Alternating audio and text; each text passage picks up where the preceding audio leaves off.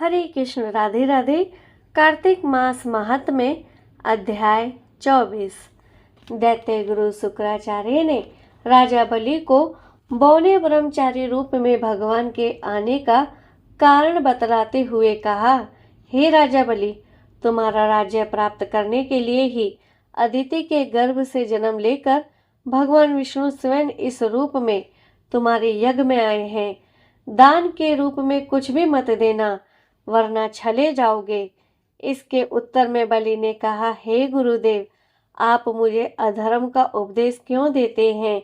घर आए याचक को दान न देना धर्म आचरण नहीं तो और क्या है?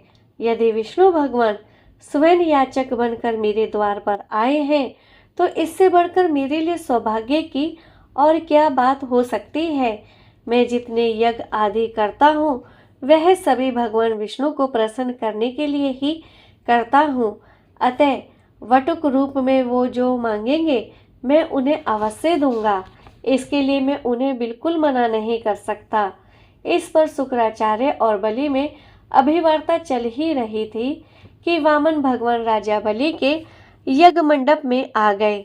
बलि ने अर्घ्य आदि देकर उनका यथोचित आदर सत्कार किया। फिर हाथ जोड़कर बोला, हे नाथ, आपके दर्शन पाकर मैं कृतार्थ हो गया। अब आप आज्ञा दीजिए कि मैं आपकी क्या सेवा करूं। तब भगवान ने कहा, हे राजन, तप करने के लिए हमको 3 पग भूमि चाहिए। यह सुनकर राजा बलि ने हंसकर कहा, हे वटुक, तुमने ये क्या मांगा है?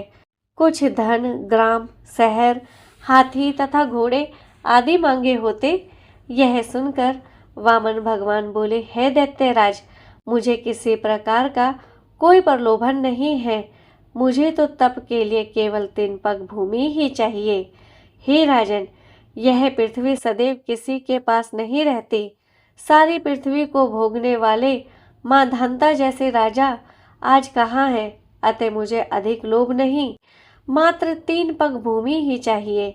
चंचल लक्ष्मी को यज्ञ और दान आदि में लगाकर तुम्हारी तरह जो अपना मार्ग सुधारते हैं वे धन्य हैं।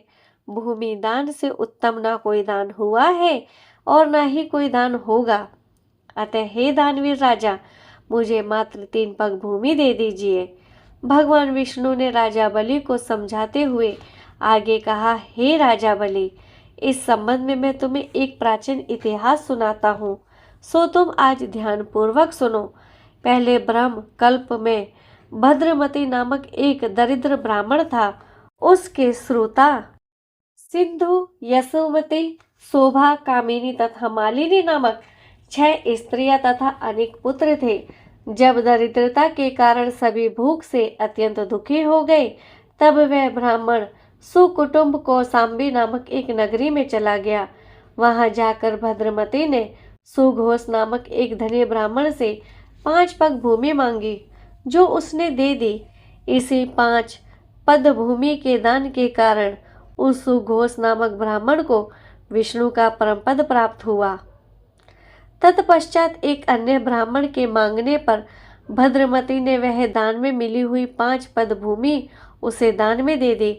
इससे भद्रमती को मोक्ष की प्राप्ति हुई। इसी कारण कहता हूँ कि हे राजन, मुझे भी 3 पग भूमि दे दो, जिससे उसे किसी को देकर मैं भी मोक्ष का साधन प्राप्त कर सकूं। वामन भगवान के द्वारा प्रेरित करने पर राजा बलि गंगा सागर अर्थात टूटी वाला लोटा लेकर भूमि का संकल्प करने को तैयार हो गया। तब शुक्राचार्य जी तपोबल से अपना सूक्ष्म रूप बनाकर राजा बलि को संकल्प करने से रोकने के लिए गंगा सागर के टूटी में जल रोक कर बैठ गए। वामन भगवान शुक्राचार्य की इस चाल को जान गए। अतएव उन्होंने एक तेज नोक वाली कुसा लेकर लोटे की टूटी के छिद्र में डाल दी। इससे शुक्राचार्य की एक आंख फूट गई और टोंटी से राजा की अंजलि में जल आ गया। राजा बलि ने 3 पग भूमि देने का संकल्प दे दिया। उसी समय भगवान विराट रूप धारण कर ब्रह्मलोक तक बढ़ गए और उन्होंने 2 पगों में सारा ब्रह्मांड नाप लिया। भगवान के पांव के अंगूठे से ब्रह्मांड फूट गया और फूटे हुए मार्ग से पानी के अनेक स्रोत बहने लगे। भगवान विष्णु का पैर उस जल से धुलता रहा। वही लोक पावन जल ब्रह्मा आदि देवताओं को पवित्र करता हुआ सप्त ऋषियों से सेवित सुमेरु पर्वत पर पड़ा तथा गंगा के नाम से विख्यात हुआ।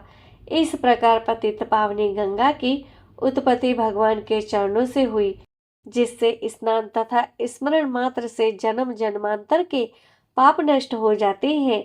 यह दृश्य देखकर समस्त देवता तथा ऋषि मुनि स्तुति करते हुए बोले, हे अनंत मूर्ति, जगत संचालक परम पिता और सबके स्वामी, आपको हमारा नमस्कार है।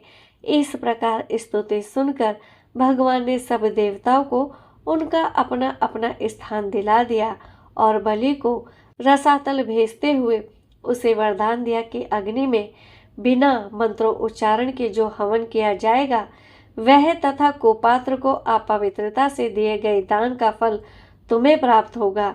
इस प्रकार भगवान ने देवताओं को सुंदर स्वर्ग तथा बलि एवं अन्य दैत्य को पाताल दिया।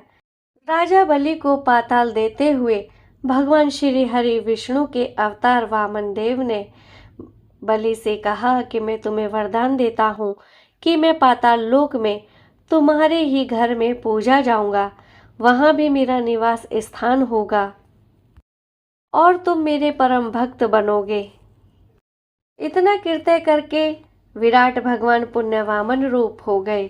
तब समस्त देवताओं तथा ऋषि मुनियों ने जगत के पालनहार, देवताओं की रक्षा करने वाले, उनका सिंहासन देने वाले परमपिता परमेश्वर भगवान श्री हरि विष्णु के अवतार वामन भगवान की स्तुति की। इसी के साथ कार्तिक मास महात्म्य 24 अध्याय यहीं पर संपूर्ण होता है। बोलो भक्तजनों, भगवान श्री हरि विष्णु की जय, तुलसी महारानी की जय, भगवान श्री कृष्ण राधे रानी की जय, गंगे मैया की जय, भगवान वामन जी की जय। हरे कृष्ण, राधे राधे।